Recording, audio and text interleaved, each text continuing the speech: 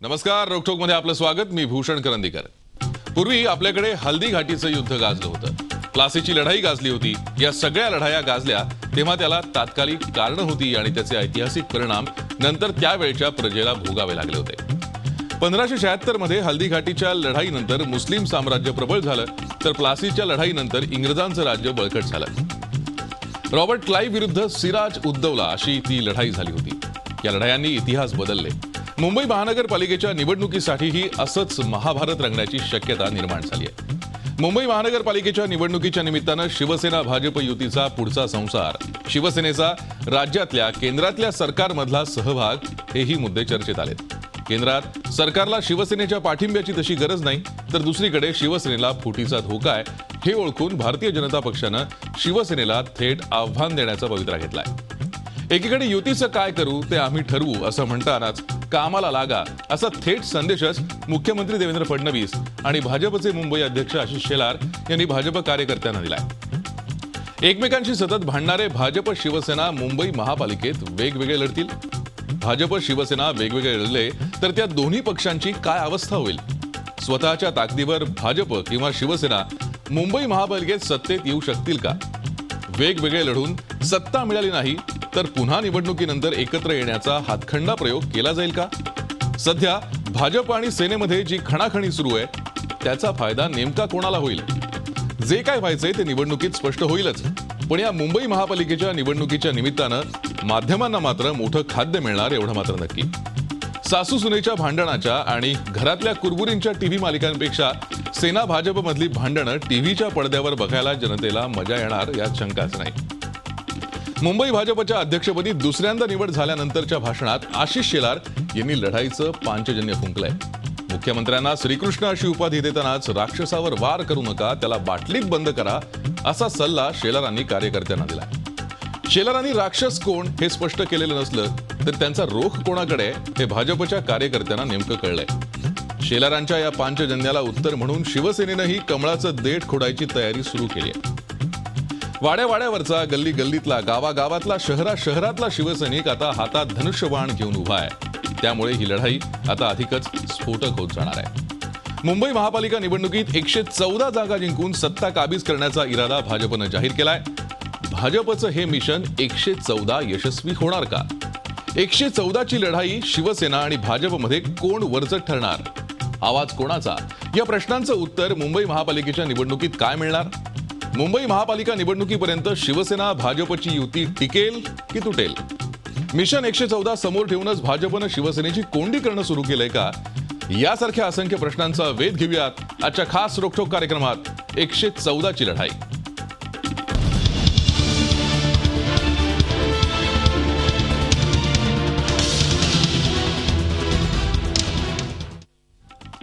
आणि या चर्चेला सुरुवात करण्यापूर्वी पाहूयात या विषयावरचाच एक खास रिपोर्ट. मग श्रीकृष्णाला त्यांनी विनंती केली, तूच काय ते बघ बाबा. भगवान श्रीकृष्ण म्हणाले, हरकत नाही, तुम्ही 5 जण झोपा. राक्षसाला त्यांनी म्हटलं, अरे तू काय असलास तरी राक्षसच, तू काय करणार? हे ऐकून राक्षस चिडला. त्यांनी श्रीकृष्णावर वार करायचा प्रयत्न केला. भगवान श्रीकृष्णाने ते वाचवला. 60 फुटाचा राक्षस 30 फुटावर आला. दुसऱ्यांदा त्याला म्हटलं, तुझ्या नाभीत काय रक्त ते राक्षसाचंच. पुन्हा त्याला हिणवलं. परत राक्षसाने वार करण्याचा प्रयत्न केला. श्रीकृष्णाने वाचवला. 30 फुटाचा राक्षस 15 फुटाचा झाला. प्रत्येक वेळेला हिणवता राक्षस पुन्हा त्याच्यावर वार करू पाहिला. श्रीकृष्णाने तो वाचवला आणि करत राक्षस पुन्हा एकदा छोटासा झाला. भगवान श्रीकृष्णाने तो राक्षस उचलून बाटलीत बंद केला. रात्री सगळे झोपले. दुसऱ्या दिवशी उठल्यावर नवल सहदेव आणि मग युधिष्ठिराला सांगितलं, हा तो राक्षस, ही ती बाटली. आपल्या सगळ्यांसमोर ह्यातला धडा मीडियाला वाटतो तसा घेऊ नका, मला सांगायचंय तसा घ्या. आपल्याकडे कृष्णरूपी देवेंद्र फडणवीस जी आहेत. षण्मुखानंद सभागृहात भाजप मेळाव्यात मुंबईचे फेरनियुक्त अध्यक्ष आशिष शेलार यांनी सांगितलेली ही महाभारतातली कथा. यात मुख्यमंत्री देवेंद्र फडणवीस श्रीकृष्ण आहेत हे शेलारांनी सांगितलं, पण त्यांना जो राक्षस बाटलीत भरायचा आहे त्याचं नाव मात्र घेतलं नाही. लेकिन समझने वाले को इशारा काफी होता है.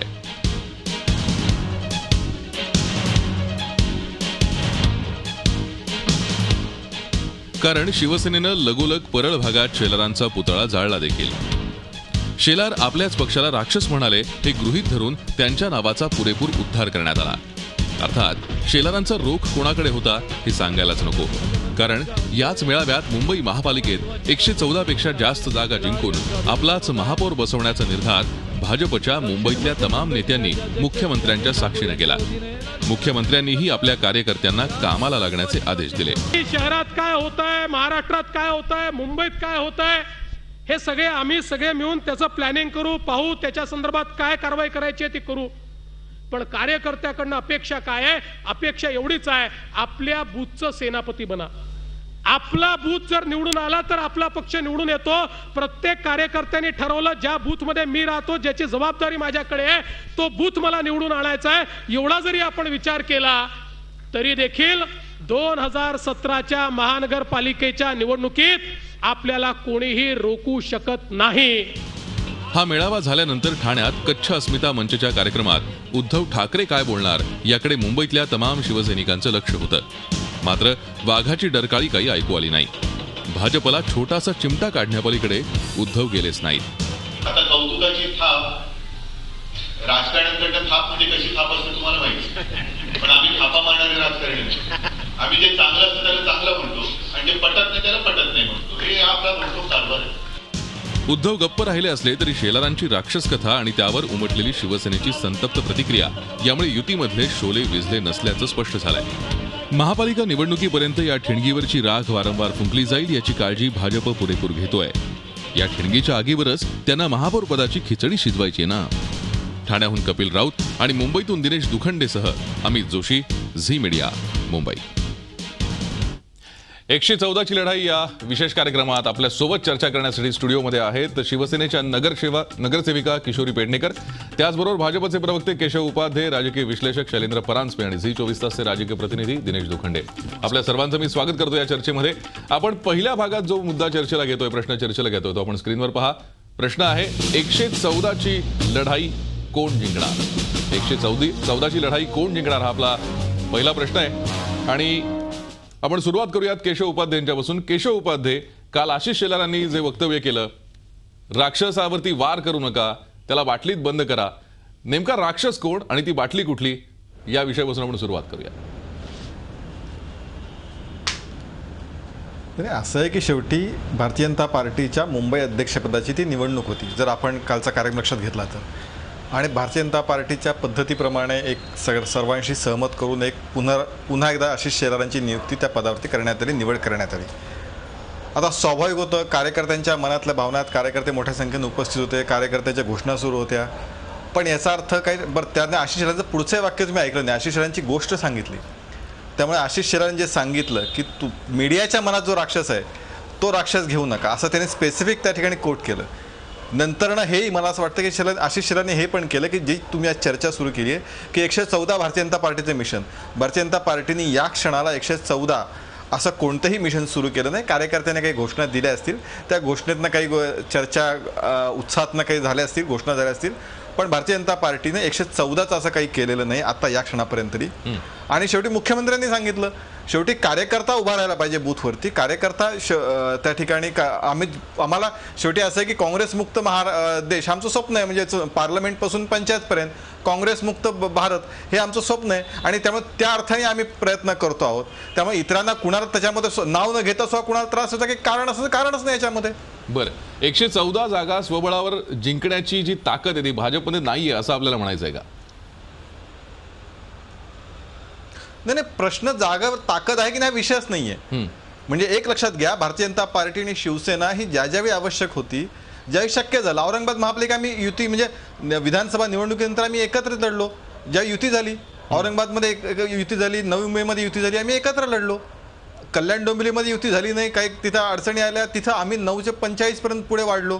त्यामुळे अशा ताकद आहे की नाही विषयच नाही. तसा म्हणजे आकडेवारी 16 आमदार आमचे म्हणजे शिवसेनेपेक्षा आता आमदार आमचे मुंबईत जास्त आहेत. पण आत्ता तो विषय कार्यकर्त्यांसमोर नाही. आत्ता आमच्यासमोर भूमिका आहे की भारतीय जनता पार्टी शेवटी असे प्रत्येक 2 राजकीय पक्ष आहेत. प्रत्येक पक्षाला आपण मोठे झालं पाहिजे असं वाटण्यात गैर असण्याचं कारण नाही. राजकीय व्यवस्थेमध्ये तो भाग आहे अपरिहार्य. आणि त्यामुळे भारतीय जनता पार्टीच्या कार्यकर्त्यांसमोर बोलताना कुठल्याही प्रकारचं म्हणजे आपण ह्यांच्या विरोधात लढणार आहोत, आपण अमुक करणार असा कुठला विषयच नाही. भारतीय जनता पार्टी शेवटी जिंकलं पाहिजे ही भावना, हा संदेश दिलाच पाहिजे ना. अशा तो दिला, त्यामध्ये गैर काय त्याच्यामध्ये. बरं किशोरीताई, आता केशव उपाध्ये म्हणतात की असं कुठलंही टार्गेट ठेवलेलं नाही भाजपने की 114 जागा जिंकायचे किंवा काय. पण भाजपनं 114चा नारा तर दिलाय. कालच्या आशिष शेलारांच्या भाषणामधून आपल्याला हे स्पष्ट जाणवत होतं. कार्यकर्त्यांना सुद्धा थेट कामाला लागा अशा आशयाचे संदेश सुद्धा दिले गेलेत. भाजपला शिवसेनेची आता सत्तेसाठी गरज उरली नाहीये का, काय वाटतं? तुमचा कार्यक्रम रोकठोक असल्यामुळे आता रोकठोकच बोलायला पाहिजे.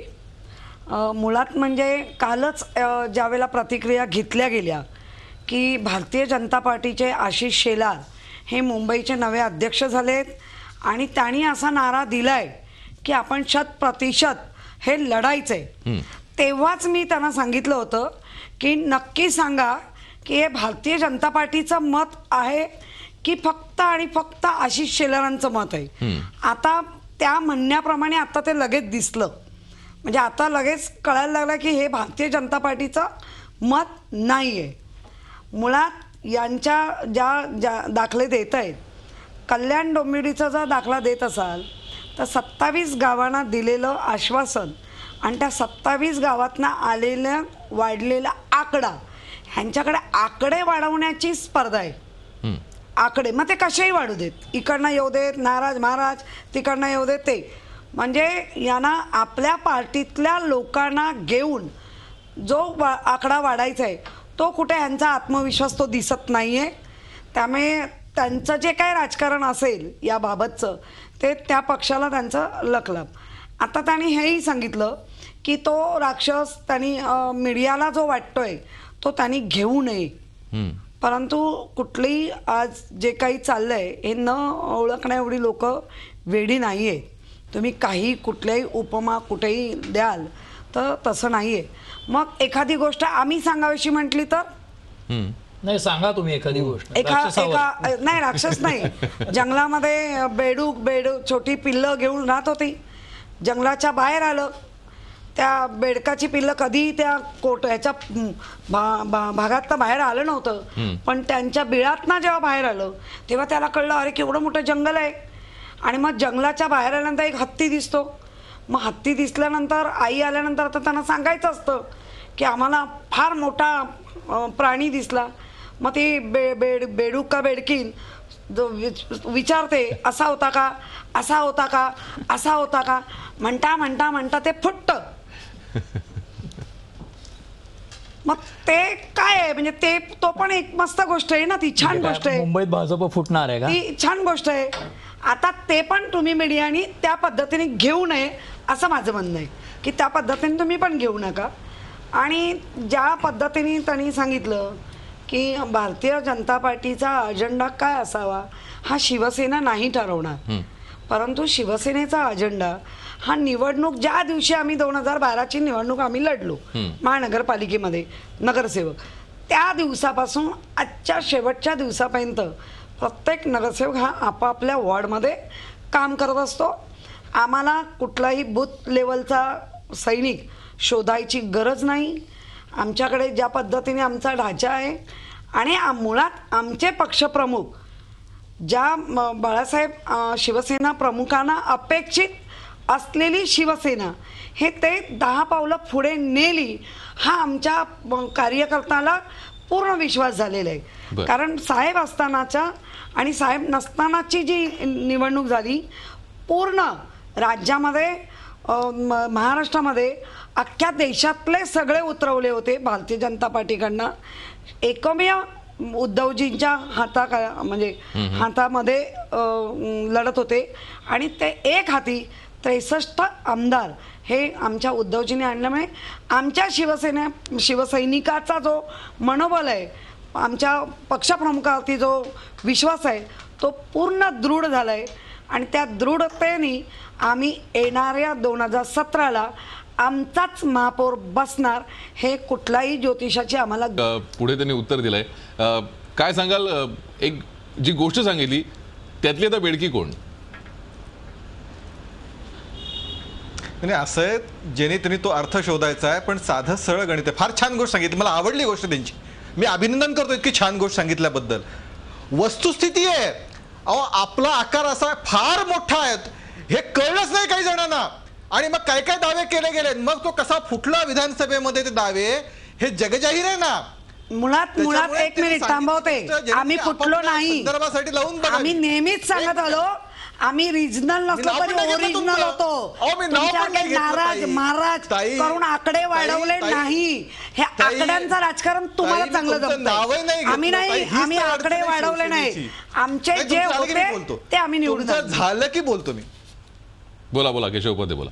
तुमचं झालं की बोलतो मी. तुमच्या मी ऐकून घेतली गोष्ट. मुळात असं आहे की आपापल्याने खरंच म्हणजे प्रत्येक राजकीय पक्षांनी अशा याद्या काढून बघितल्या पाहिजेत, कुणी कुणी किती घेतले बाहेरचे.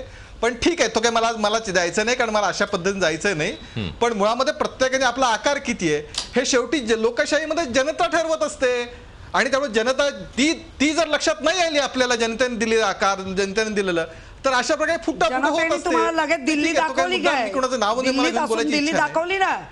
दिल्ली बहुत प्रश्नच नाही, आम्ही स्वीकारलंय. आणली ना जवळ, प्रश्नच नाही. दिल्ली दाखवली, अजून अनेक ठिकाणी दाखवलं. बाकीच्या सगळ्या काढले. ताई मध्ये बोलणं योग्य नाही. असं नाही होत. तुम्ही काय पण आरोप कराल तर कोण ऐकेल? ताई मध्ये बोलणं योग्य नाही. आपण चर्चा करतोय. आरोप काय, मी तुमचं नाव, शिवसेनेचं नाव नाही घेतलं, का राग यावं तुम्हाला? हीच तर अडचण आहे ना.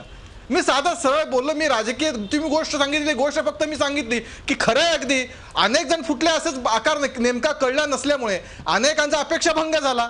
ही वस्तुस्थिती फक्त मी सांगितली. आता तुम्हाला का लागावं हे शिवसेना का लागावं मला कळत नाहीये. शिवसेना काय एवढं दुःख लागावं? तुम्ही सांगितलं गोष्ट फक्त पुढे वाढवली, एवढंच केलं मी. ताई मी तुमचं नाव नाही घेतलं. हिंमत नाही असं म्हणायचं का? थेट बोला ना. आम्ही कसं थेट बोलतोय? प्रश्न थेट बोलण्याचा नाही, आडून आडून नाही बोलायचं. काय मला सांगा ना. ओढून ताणून का घेता? मी शेवटी असं आहे की जे आहे ते मांडलं पाहिजे. मी तुमचं नाव नाही घेतलं, तुम्ही सांगितलं गोष्टच तुम्हाला उलटी सांगितली की अगदी खरं आहे. लोकशाहीमध्ये हीच परंपरा पद्धत असते. ते लक्षात आलं पाहिजे आपला आकार किती आहे. नाहीतर मग काय काय होतं ते मी विधानसभेत सांगितलं. मी तुमचं नाव पण नाही घेतलं, तुम्ही स्वतःवर का ओढून घेतला? केशव उपाध्ये, आता जर तुम्ही आकाराची गोष्ट करताय, आपण आता सध्या परिस्थिती मुंबईत काय आपण पाहूयात. दिनेश दुखंडे, आम्हाला सांगा, या लोकसभा विधानसभा निवडणुकीनंतर दोन्ही पक्षांमध्ये नेमकी ताकद कोणाची वाढलेली दिसते मुंबईत? नक्कीच भाजपची ताकद वाढली आहे. शिवसेनेपेक्षा अधिक एक आमदार मुंबईमध्ये भाजपचा आहे. पण शिवसेना आणि भाजप यांचं हे जर शाब्दिक आणि आरोप प्रत्यारोप टीका यांचं जर युद्ध बघितलं तर आम्ही अनेक घटना फील्डवर कव्हर करत असतो. आणि हाच अनुभव आम्हाला गेल्या कल्याण डोंबिवली महापालिका निवडणुकीत आला होता. आज या दोन्ही पक्षाचे प्रवक्ते आपल्या चॅनलवर आहेत आणि ते ज्या पद्धतीने भांडतायत तशाच पद्धतीची जुगलबंदी, आरोप प्रत्यारोप, टीका ही कल्याण डोंबिवलीमध्येही बघायला मिळाली होती. त्यामुळे कधी कधी असं म्हणजे अनेकदा असं आम्हाला वाटतं की हे ठरवून केलेलं नाट्य आहे का? कारण संपूर्ण प्रसारमाध्यमं, ती इलेक्ट्रॉनिक असतील किंवा प्रिंट असतील, यांचं लक्ष पूर्णपणे शिवसेना भाजप या दोन पक्षांवरच कॉन्सन्ट्रेट करायचं आहे का? कारण जर बघितलं तर कल्याण डोंबिवलीमध्येही शिवसेना पक्षप्रमुख उद्धव ठाकरे आणि स्वतः राज्याचे मुख्यमंत्री देवेंद्र फडणवीस यांच्यामध्ये शाब्दिक चकमक झाली होती. अगदी वाघाचे दात मोजण्यापर्यंतची पाळी गेली होती. शिवसेनेने आरोप केले होते की गृह विभाग हा भाजपकडे आहे आणि त्याचा वापर, पोलीस बळाचा वापर हा शिवसेनेच्या विरोधात केला जातो आहे. हे सगळं वातावरण केलं होतं. आणि जे मुख्य विरोधी पक्ष आहेत, काँग्रेस, NCP आणि मनसे, हे प्रचारामध्ये या सर्व जुगलबंदीमध्ये किंवा आरोप प्रत्यारोपांमध्ये मागे पडले होते. आणि शेवटी काय आहे की मतदार जेव्हा मतदानाला जातो त्याच्या मनात एक विचार ठरलेला असतो. तो आपला जो कौल आहे तो निश्चितपणे त्या मतपेटीत बंद करत असतो. पण एक ठरलेलं असतं. हेच सतत जर पक्ष या पद्धतीने आरोप प्रत्यारोपांनी जर एकमेकांवर सतत चर्चेत राहिले तर साहजिकच या लढाईचा फायदा या दोन्ही पक्षांना होतो. कदाचित मुंबई महापालिकेसाठी ही या दोन पक्षांची स्ट्रॅटेजी असू शकते. पण आता मतदारही हळूहळू सुज्ञ व्हायला लागलेला आहे. तो आपलं एक मत बनवतोय. विकास कामंही त्याचीही त्यांनी नक्कीच नोंद घेतली असेल. आणि भाजप ज्या पद्धतीने महापालिकेत शिवसेनेला काउंटर करते, शिवसेनेचे किंवा महापालिकेतले अनेक घोटाळे तसे आरोप होत आहेत भाजपकडून. थेट मातोश्रीपर्यंत लिंक असल्याच्या आरोपांपर्यंत भाजप गेली आहे. त्यामुळे साहजिकच हे जरा ठरवलेलं नाट्य वाटतं. पण एक फक्त मला केशव उपाध्यायांना विचारायचं की मगाशी ते असं म्हणाले की भाजपने राज्यात आणि केंद्रात निवडणूक लढवताना काँग्रेस मुक्त भारत असा एक अजेंडा किंवा घोषणा केली होती. मुंबई महापालिकेत त्यांचा काही असा अजेंडा आहे का की शिवसेना मुक्त मुंबई महापालिका असं काही त्यांनी एक प्लॅनिंग केलेलं आहे का? नाही, मला असं वाटतं की आज या प्रश्नाचं उत्तर म्हणजे शिवसेनेला काय शिवसेना मुक्त भारतीय मुंबई वगैरे असं प्लॅनिंग आज काय असं ठरवून काही म्हणजे काल तसंच तर काल सांगितलं असतं. तसं काय असं लपून ठेवण्याचा विषय नाही आहे. मुळामध्ये मुंबईला विकास मुंबईचे जे अनेक प्रश्न आहेत त्या प्रश्न दूर करत म्हणजे आणि मुख्यमंत्र्यांची उदाहरणं पण दिली. गेल्या 2 वर्षामध्ये 1.5 वर्षामध्ये हे सरकार सत्तेवर आल्यापासून मुंबईच्या विकासासाठी भारतीय जनता पार्टीने अनेक प्रकल्प सुरू केलेत, अनेक गोष्टी सुरू केलेत. रखडलेला विमानतळ असो किंवा जो कोस्टल रोड असो, असे अनेक विषय आहेत जे मुंबईच्या विकासासाठी आवश्यक आहेत. त्याची चर्चा मुख्यमंत्री आपल्या भाषणात त्याचे दाखले दिले. मुंबईतली जनता पण त्यांना माहिती आहे. अनेक छोटे छोटे विषय आहेत. एक ई तिकीटसारखे विषय आहेत, इथपासून सगळे विषय आहेत. तर त्यामुळे मुंबईचा विकास हा डोळ्यासमोर ठेवून आम्ही काम करतो आहोत आणि मुंबईच्या विकासासाठी जे आहे जे आवश्यक आहे ते आम्ही करू पुढच्या काळामध्ये. त्यासाठी जो निधी लागेल तसे जे काम लागेल ते करण्यासाठी आणि त्या पद्धती नेतृत्व त्या पद्धतीचं पुढे अजेंडा आम्ही घेऊन मुंबईच्या जनतेसमोर जाऊ. आता युतीचं काय होणार हे मला असं वाटतं की आज ना मी त्याच्या ना त्या ताई त्या अधिकारात आहेत ना मी त्या अधिकारात आहे. ते शेवटी वरिष्ठ नेते बसतील, त्यातनं जर एकत्र आलं तर चांगलंच आहे. ती युती व्हावी पण ती शेवटी त्यांच्या याच्यावरती आहे. पण नाही झाली, जसं कल्याण डोंबिवली झालं तर शेवटी लोकांसमोर जातील. जे विधानसभेत झालं, जे कल्याण डोंबिवली झालं, तसं आम्ही विधान ह्याला जाऊ, लोकांसमोर कॉर्पोरेशनला जाऊ. पण आज आम्ही दोघंही मला म्हणजे त्यांचं मला माहीत नाही पण मी तरी भारतीय जनता पार्टी म्हणून युती होईल की नाही येस ऑर नो अशा उत्तरामध्ये आज उत्तर देताच येणार नाही त्याचं. बरं, शैलेंद्र सर, आपण बघितलं एकूणच आत्तापर्यंत लोकसभा असेल, विधानसभा असेल आणि आता मुंबई महानगरपालिकेची निवडणूक येऊ घातली आहे. मुंबईची सत्ता ही शिवसेनेकडे राहू नये असं अनेक विरोधी पक्षांना वाटतंय, पण ती भाजपकडे जाऊ नये असंही अनेकांना वाटत असेल. त्यामुळे त्याचा फायदा शिवसेनेला होईल? नाही, अनेकांना वाटतं असं आपण जरी म्हटलं तरी हायपोथेटिकली त्याच्यात राजकीय पक्षच महत्त्वाचे असतात, कारण ते निवडणुकीच्या रिंगणात उतरून लढतात. जसं दिनेशने सांगितलं तसं मनसे असेल, काँग्रेस असेल, राष्ट्रवादी असेल, हे कल्याण डोंबिवलीमध्ये पूर्ण निष्प्रभ दिसले कारण हेच लोक एकमेकाशी भांडत होते. जसं दिनेशने सांगितलं तसं रामदास बाईंनी चक्क पगार किती बोलतो किती या प्रकारची भाषा वापरली होती मुख्यमंत्र्यांसाठी. म्हणजे हे थोडंसं खालच्या पातळीवर गेलेलाच प्रचार होता आणि मला वाटतं त्याची पुढची कडी असेल ती मुंबई महापालिकेच्या वेळेला आपल्याला पाहायला मिळेल आणि यांची जी सुंदोबसुंदी आहे ती आपल्याला अशीच बघायला लागेल. मागच्या वेळी म्हटलं तसं पुन्हा रोखठोक करावा लागेल. पण महत्त्वाचं त्यातलं असं की केशव उपाध्ये किंवा कुणीच आत्ता भाजपमधलं अगदी सर्वोच्च पातळीवरचे नेते सुद्धा त्यांचा सर्व पदांचा मान राखून शिवसेना मुक्त मुंबई करू शकत नाही, ती वस्तुस्थिती. आणि तसं धाडस हे ते करू इच्छित नाहीत, किंबहुना तसं बोलण्याचंही धाडस त्यांच्याकडे नाही. आणि त्यामुळेच काल आशिष शेलारांनी राक्षसाची गोष्ट सांगितल्यावर चॅनल्सवर तसे स्क्रोल सुरू झाल्यावर तातडीने नंतर बाईट देऊन खुलासा केला की कुठल्याही पक्षप्रमुखावर माझी टीका नाही. तर हा घाईघाईने करावा लागतो कारण अजूनही त्यांना आशा आहे की युती झाली तर बरं. वेगळे लढायची तयारी जरी असली तरी सुद्धा हे दोघं मिळून सुद्धा सत्तेवर येऊ शकतात आणि वेगवेगळे लढून आपली ताकद वाढवण्याचा प्रयत्न करणं यात काही गैर नाही. फक्त हे राक्षस, असरानी, महाभारत हे जे सगळं आहे हे सगळं आता महाभारत, रामायण, त्याच्यानंतर इसापनीती या सगळ्याला चांगले दिवस येतील असं मला वाटतं या दोघांच्या निमित्ताने. आणि दुसरा प्रश्न असा आहे की जसं मगाशी ताईंनी पण सांगितलं आणि केशवरावांनी पण सांगितलं तर या दोघांनी मिळून आपल्या सगळ्या ऑडियन्सलाही एनलायटन करावं. दिनेश म्हणला तसं हा त्यांचा नुरा कुस्ती आहे, ठरवलेलं असतं आणि पुढचे एपिसोड साधारण काय आहेत, जसं प्रोमो दाखवतात ना देखिए अगले हफ्ते सास बहू, तसं त्यांनी सांगायला हरकत नाही की बेडूक आणि राक्षसानंतर काय येणार ते आपण सांगूया म्हणावं. म्हणजे मग लोकांनाही जरा कल्पना येईल काय काय येणार आहे पुढे. खरंय. आता ही युती टिकेल की नाही मुंबई महानगरपालिकेच्या निवडणुकीपर्यंत हे पाहण्यासाठी मला असं वाटतं आपल्याला आता अजून थोडा कालावधी आहे, तोपर्यंत वाट बघावी लागेल. जसं आता शैलेंद्र परांजपेंनी सांगितलं की ही जर का ठरवून हे जर का सगळं चाललं असेल तर या पुढच्या एपिसोडमध्ये काय आहे हे सुद्धा सेना भाजपनी सांगावं. मात्र जर युती टिकली तर याचा फायदा दोन्ही पक्षांना कसा होईल यावर चर्चा करूयात एका ब्रेक नंतर.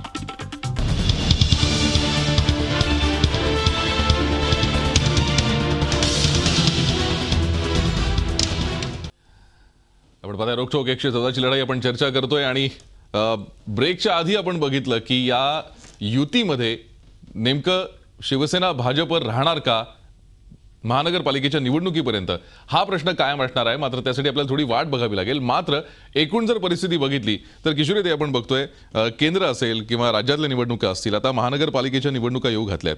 शिवसेनेची कोंडी करण्याचा प्रयत्न भाजप करत आहे असं तुम्हाला वाटतं का? नाही, त्यांचा तो प्रकार चालू आहे, पण आम्ही कधी आमची कोंडी करून घेत नाही मुळात. म्हणजे कारण कोंडी म्हणजे काय, तुम्ही कुठलेही आरोप कराल बेछूट, ते सगळेच लोकांना अपील होतात असा पण भाग नाही आहे ना. त्यामुळे त्यांना काय करायचं आहे किंवा त्यांनी कसं करावं तो त्यांचा प्रश्न आहे.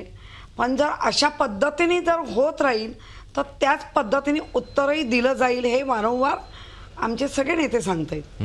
त्यामुळे त्यांनी कसं काय करतायत याच्यावर आमचं लक्ष नाही. आमचं लक्ष एकच आत्ता पण की आमचा कार्यकर्ता, तळागाळातला कार्यकर्ता आणि नागरिक यांच्याशी असलेली जी जवळीक आहे ती अधिक दृढ कशी होईल या पद्धतीने आम्ही आमचं काम करतोय. आणि महानगरपालिकेच्या माध्यमातून जन्म आणि मृत्यू असा जो एक मेळ आहे नागरिकाचा, त्या मेळ्यामध्ये आम्ही पूर्णतः लोकांबरोबर असतो. त्यामुळे तो विश्वास आम्हाला निश्चित आहे की येणारा महापौर हा आमचाच असणार, हा आम्हाला खात्री आहे आमची. शैलेंद्र सर, जसं आपण बघतोय गेल्या काही काळामध्ये भाजपकडनं अशी वक्तव्य केली जातात की जेणेकरून अप्रत्यक्षरित्या शिवसेनेला इशारा दिला जातोय किंवा कोंडीत पकडण्याचा प्रयत्न केला जातोय. नाही, पण ते स्वाभाविक आहे. म्हणजे त्याच्यामध्ये आपण असं फार काही आश्चर्य मानून घेण्याचं कारण नाही. त्याचं जसं केशव म्हणाले मगाशी ते बरोबर आहे की जर एखाद्या पक्षाने आपली ताकद वाढवण्याचा प्रयत्न केला तर त्यात काही गैर नाही. त्याचं कारण हे दोन स्वतंत्र पक्ष आहेत. जसं ताई म्हणाले आम्ही रिजनल नाही ओरिजिनल आहोत, आणि बरोबर आहे, मुंबईत शिवसेनेच्या इतका मोठा पक्ष नाही हे बरोबर आहे. परंतु पूर्वी हे दोन्ही पक्ष विरोधात होते 15 वर्ष, आणि त्या काळामध्ये शिवसेनेची ताकद मुंबईतली होती ती होती. मात्र आता दोन्हीकडे भाजप नेतृत्वातलं सरकार आलं आहे. अख्खं प्रशासन आणि सगळ्या गोष्टी हाताशी असतात. त्यांच्याकडे रिसोर्सेसची कमी नाही. त्याच्यानंतर त्यांच्याकडे डायनामिक मुख्यमंत्री आहे. त्यामुळे या सगळ्या गोष्टी लक्षात घेतल्या तर ते मुंबईसाठी जे प्रोजेक्ट करतात, त्यांनी काल जी जंत्री दिली आणि त्याच्या अगेन्स्ट शिवसेनेला या गोष्टीची उत्तरं द्यावी लागतील. एक गोष्ट चांगली आहे की पावसाळ्यात जे काही पाणी तुंबतं आणि त्यांनी त्रास होतो किंवा जे काही एक्सपोज होते सगळी व्यवस्था, त्या गोष्टी टिकणार नाहीत, कारण निवडणूक फेब्रुवारीपर्यंत आहे. त्यामुळे दिवाळीनंतर फेब्रुवारीपर्यंत बराच काळ असतो आणि लोकांची स्मृती जास्ती नसते असं म्हटलं जातं. पण तरी देखील शिवसेना तळागाळात पोचली आहे. मुंबईकरांच्या, ताई म्हणाले तसं, जन्मापासून मृत्यूपर्यंत शिवसेना बरोबर असते आणि भाजपला कष्ट करावे लागतील हे वगैरे, कारण त्यांची ताकदही कमी आहे. त्यामुळे सामना अटीतटीचा होईल. आणि जसं तुम्ही विचारलं तसं भाजपकडनं आरोप केले जातील. कदाचित युतीत असूनही शिवसेनेची प्रकरणं बाहेर येतील आणि जसं भाजपच्या काही मंत्र्यांची आली तसंच त्या कागदपत्रांचं उगमस्थान देखील मंत्रालयातच असेल आणि महापालिकेतच असेल, कारण व्यवस्था शेवटी मुख्यमंत्र्यांच्या हातात आहे. ठीक. दिनेश, आपण बघतोय अनेक वेळेला भाजपने हे स्पष्ट केलंय की आम्हाला कोणी रोखू शकत नाही किंवा आम्हाला आव्हान देण्यासाठी अनेकांना प्रयत्न करावे लागतील. अशा परिस्थितीमध्ये शिवसेनेकडनं काय नेमकी खेळी खेळली जाईल किंवा काय रणनीती आखली जाईल? मला असं वाटतं की या दोन्ही पक्षांची एक स्ट्रॅटेजी दिसते. कारण आज जर मुंबई महापालिकेतलं पक्षीय नगरसेवकांचं संख्याबळ बघितलं तर शिवसेनेचे 75 नगरसेवक आहेत, भाजपचे 31 नगरसेवक आहेत आणि अपक्षांच्या मदतीने आज यांची मुंबई महापालिकेत सत्ता आहे. एक साधारण 116ची जी मॅजिक फिगर आहे ती या लोकांनी गाठलेली आहे. उरलेले जे आहेत, जे काँग्रेस आहे, त्याच्यामध्ये 51 काँग्रेसचे आहेत, NCPचे 14 आहेत आणि 27 मनसेचे आहेत, सपाचे 9 आहेत.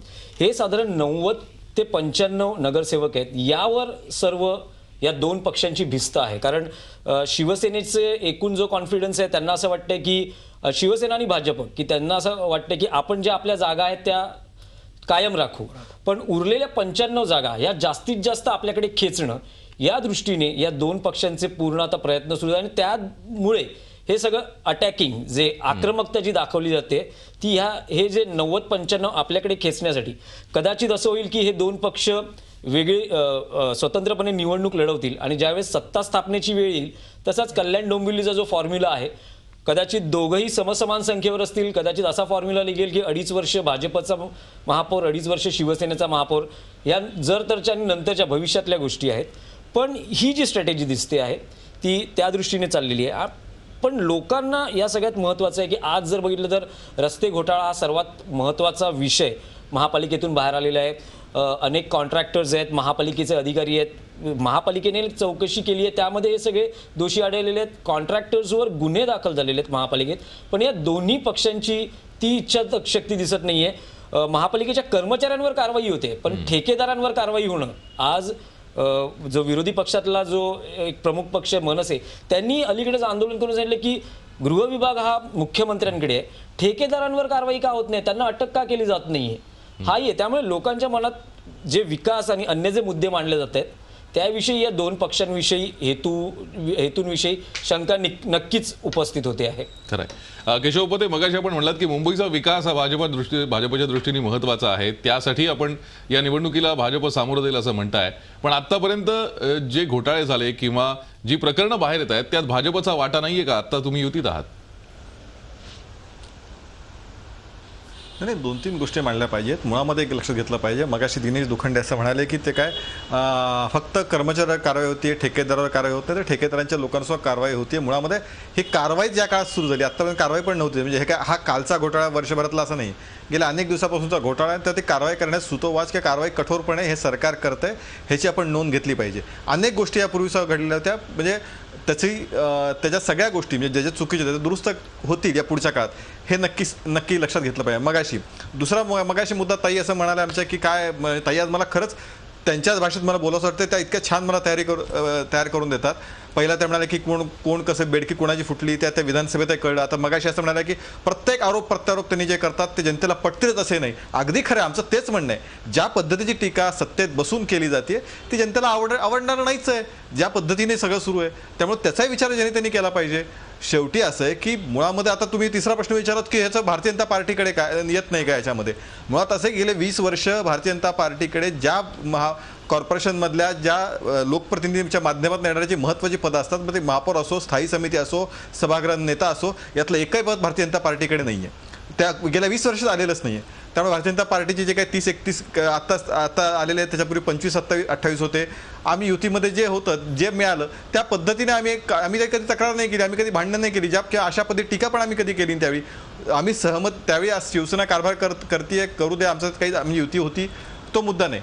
पण आत्ता असं आहे की शेवटी लोकांसमोर काय न्यायचं, तर लोकांसमोर या 4 गोष्टी आम्ही घेऊन जातोय. ह्याच्यात कुणा रागाचं कारण नाही याच्यामध्ये. आणि शेवटी निवडणुकीत जनता ही सार्वभौम आहे. मी खूप मोठा आहे असं मोठा म्हणण्याने होत नसतं. शेवटी जनता ठरवते. लोकशाहीमध्ये जनता ठरवते. इतिहासात काय होतं, इतिहासात किती कोण मोठं होतं यांनी आज काही ठरत नसतं. वस्तुस्थिती लक्षात घेतली पाहिजे. आणि मागचा इतिहासही जरी सांगायचा असेल तर थोडा तोही आठवण करून देतो. भारतीय जनता पार्टी आणि शिवसेनेचे मागचे सगळे इतिहास काढून बघा.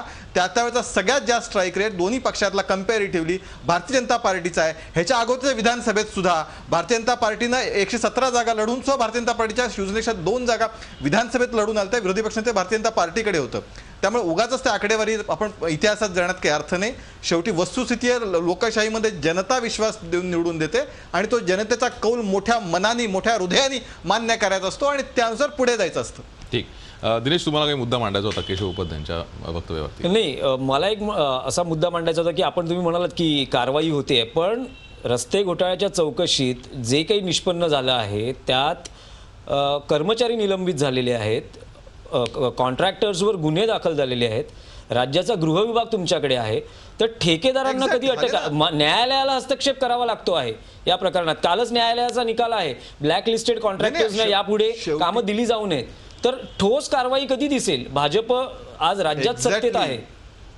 नाही, दिनेशजी, मुळात ही कारवाई या सरकारच्या काळात सुरू झाली विसरू नका. आतापर्यंत नव्हती कारवाई सुरू झाली. किती पैसा गेला काय माहिती नाही, म्हणजे जो झालाय तो. त्यामुळे हे सरकार शेवटी कारवाईची एक विशिष्ट पद्धत असते. उद्याच्याला काही म्हणजे शेवटी जाऊन असं शेवटी ती पुरावा गोळा करावा लागतात, कागदपत्री प्रक्रिया पूर्ण करावी लागते.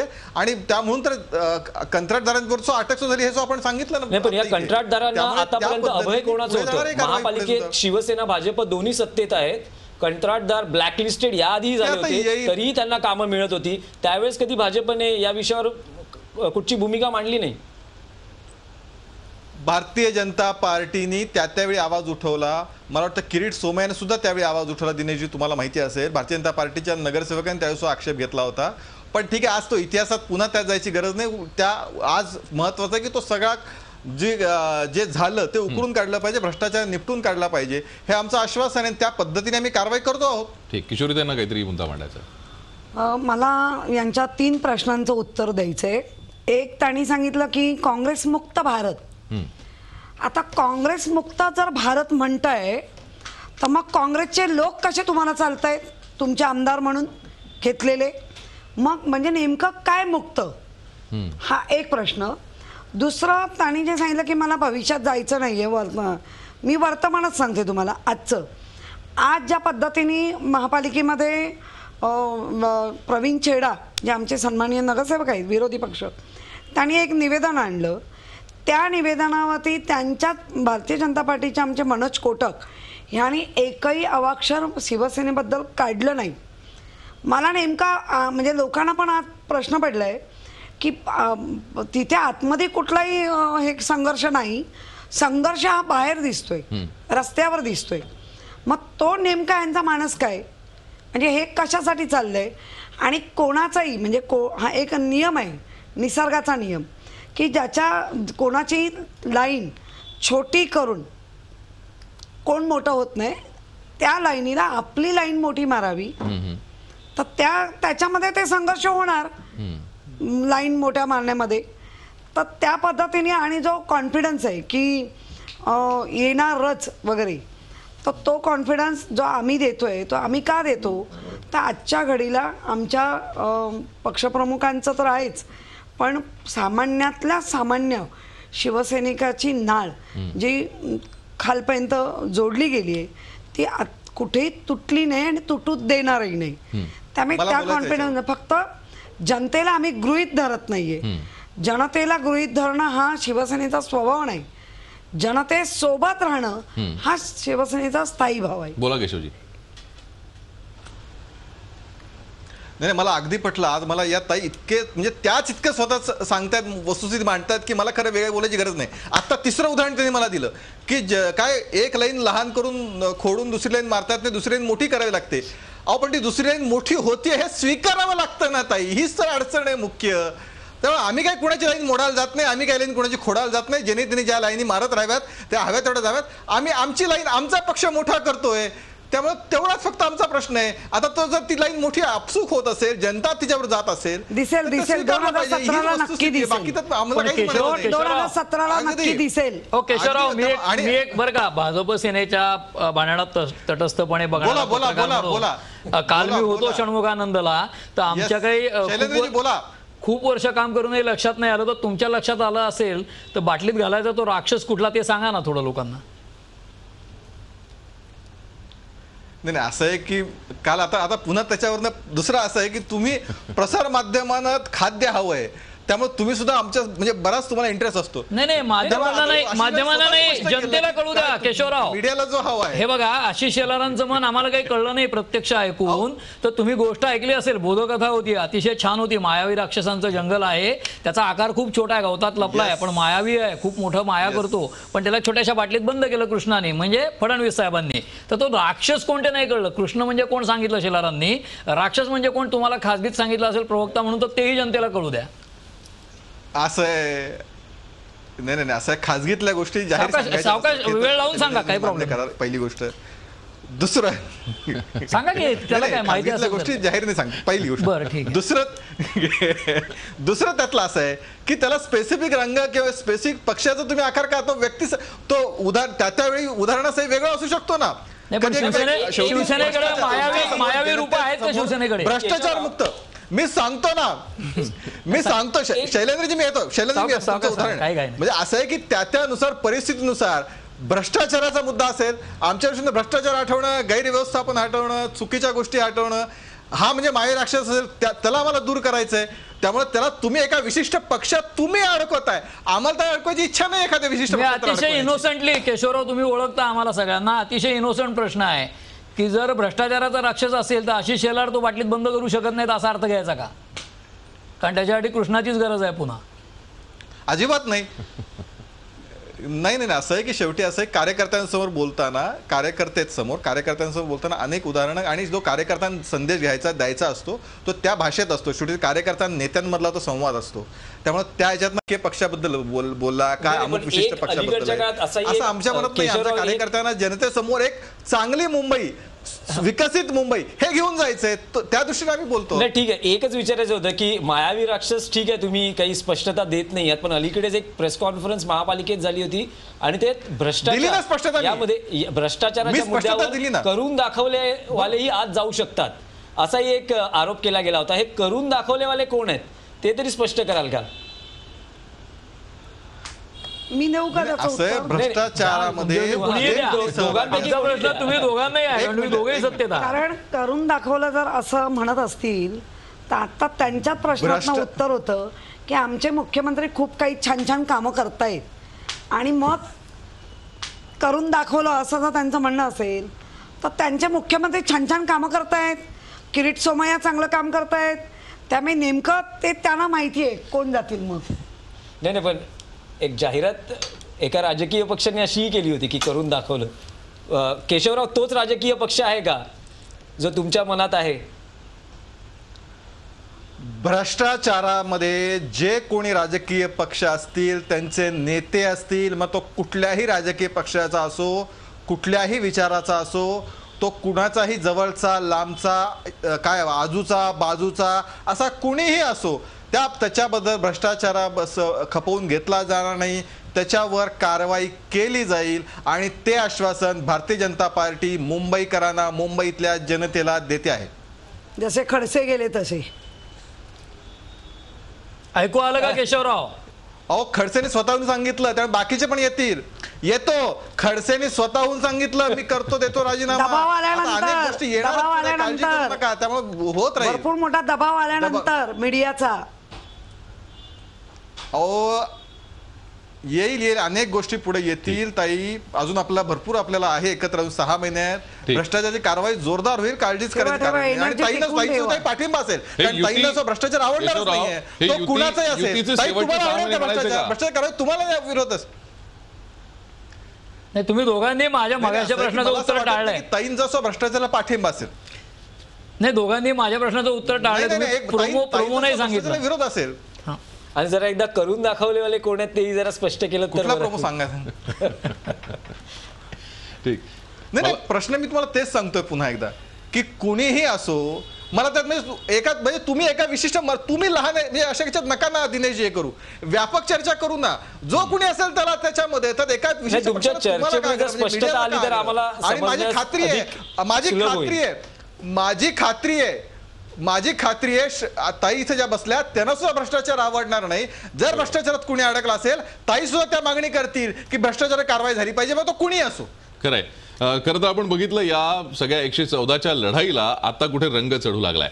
प्रत्यक्ष लढाईला अजून वर्षभराचा अवकाश असला तरी खणाखणीला कशी जोरदार सुरुवात झाली आहे हे आत्ताच आपण पाहिलं. ही लढाई लुटूपुटूची असून नागरी समस्यांकडे लक्ष जाऊ नये म्हणून हा खेळ खेळला जात असल्याची मतही चर्चेत नोंदवण्यात आली. या लढाईत कोण कोणाविरुद्ध लढतो आणि कोण कोणाविरुद्ध जिंकतो याही पेक्षा महत्वाचं आहे ते या मुंबई नावाच्या एका अवाढव्य महानगराचे प्रश्न. मुंबई ही देशातली एक अतिश्रीमंत महापालिका आहे. अनेक छोट्या राज्यांपेक्षा या महापालिकेचं बजेट मोठं आहे. मुंबईचं बजेट आहे तब्बल 37,000 कोटी रुपये. एवढ्या अतितटीनं ही 114ची लढाई लढली जातीये. ती नेमकी कशासाठी ते वेगळं सांगायला नकोच. या लढाईत कोणीतरी जिंकेल, कोणीतरी हरेल, पण या महानगरीतल्या सर्वसामान्य जनतेचं आयुष्य किती सुधारणार हाच खरा प्रश्न आहे. रस्ते, पाणी, वीज, खड्डे, आरोग्य, नागरी सुविधा, कचरा हे प्रश्न महत्वाचे आहेत हे वेगळं सांगायला नको. कोणाचा आकार किती यावरून भाजप आणि शिवसेनेच्या प्रतिनिधींमध्ये खडाजंगीही झाली. पण एकमेकांचे आकार मोजण्यापेक्षा रस्त्यावरच्या खड्ड्यांच्या आकारांकडे पाहणं जास्त आवश्यक आहे. मुंबई भलेही देशाची आर्थिक राजधानी असेल, पण सर्वसामान्य मुंबईकर जीव मुठीत धरून जगतोय हे सत्य कोणीही नाकारू शकणार नाही. शिवसेना आणि भाजपात 114 साठी महाभारत सुरू आहे. मनसे गलितगात्र झालेली दिसतीये, काँग्रेस दिशाहीन झालीये, एनसीपी भरकटलीये आणि MIM संधी साधूपणा करतीये. अशा स्थितीत या महानगराचा विकास कोण करणार हा प्रश्न आहे. मुंबईवर कोणाचंच प्रेम नाही, सगळ्यांनीच या शहराची पिळवणूकच केली असाही आरोप अगदी ब्रिटिशांच्या काळापासून होतोय. पण ब्रिटिशांनी शतकाच्या पुढचा विचार या शहराची जडणघडण करताना केला. पण या शहराचा पुढचा 10 वर्षांचा विचारही एतद्देशीय करताना दिसत नाहीयेत. ब्रिटिशांनी 114 वर्ष पुरेल एवढं रेल्वे स्टेशन मुंबईत बांधलं, आम्हाला इथे फक्त 114 ची चिंता पडली आहे. 114 ची लढाई तुम्ही खुर्ची मिळवण्यासाठी लढताय की मुंबईकरांचे प्रश्न सोडवण्यासाठी? या प्रश्नाचं उत्तर या महानगरावर आपला झेंडा फडकवण्याची इच्छा बाळगणाऱ्यांनी ठेवणं गरजेचं आहे. या चर्चेत सहभागी झालेल्या सर्व मान्यवरांचे आभार. तुम्ही पाहत राहा झी 24 तास. रहा एक पाऊल पुढे.